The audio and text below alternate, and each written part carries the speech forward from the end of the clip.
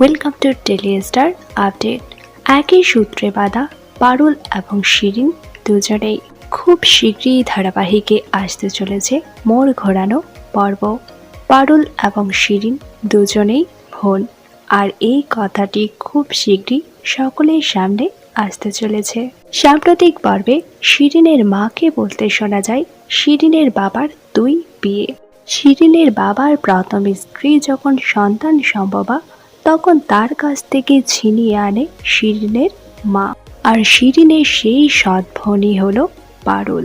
যদিও ধারাবাহিকে মা বাবা রয়েছে পারুলের, কিন্তু ধারাবাহিকের প্রথম দিকের পর্বগুলোতে দেখানো হয়েছিল যেখানে পারুলের মা বাবা বলছে পারুল তাদের সন্তান নয়, পারুলকে নিজের সন্তান স্নেহে মানুষ করেছে তারা।